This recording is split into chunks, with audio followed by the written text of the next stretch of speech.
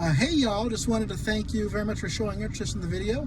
If you like it, please like and subscribe, and also check out the video description for information on our channel and also for our Facebook page and Facebook group. Thank you and have a great rest of the day. Oh, hey y'all, hope you all are having a good day today. Just here checking in at the James K. Polk site here in Mecklenburg County, North Carolina. Well, Mecklenburg County, but in North Carolina here.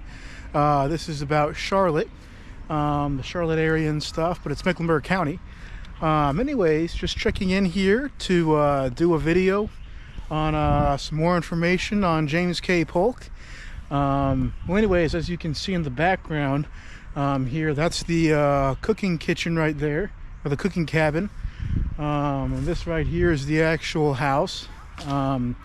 Both are actually reconstructions of what may have been on the site at the time. But let me get you some more information in just a second. Anyways, during James K. Polk's term as president, America's territory had grown about more, or a little over one-third of, and one-third of its actual size from what it was then. And of course, it was one of the biggest lands expansions in the American history. All of American history, it was the biggest land expansion ever to date, which was actually kind of cool if you ask me. And at age 49, James K. Polk entered the White House, and I think he was about considered one of the youngest presidents at the time, I think, which was something else that was also pretty cool. For that time period, it's like, yeah, 49 years old, president, so that was pretty cool. Anyways, coming into office, he had set up some pretty ambitious goals. He was actually able to make good on them for the most part, which was nice. When you don't see that much nowadays, it's like, yeah, great.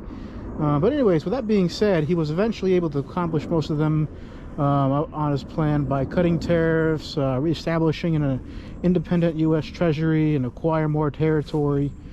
So he was able to make good on a lot of those, promises that he made and stuff, though, and so that was cool.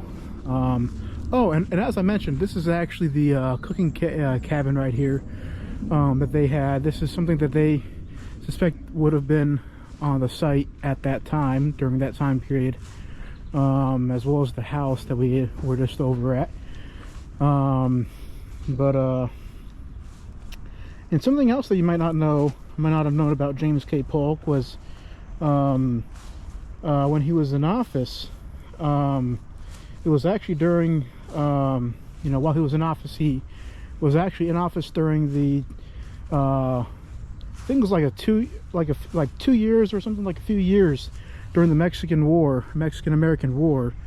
So that was of course, after America won, Mexico ended up relinquishing its claim to Texas, and they also recognized the Rio Grande as the America's southern border, and also in exchange for about $15 million, for those that are math savvy, you all can translate that into today's dollars if you all feel like it in the comments.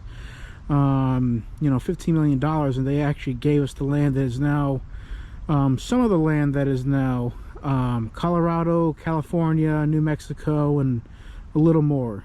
And in a separate, I guess, whatever you want to call it, land grab or whatever the case may be. Oh, and by the way, this is actually the garden right here. They have some pretty cool vegetables growing right here, and all that stuff. So take your look, take your view.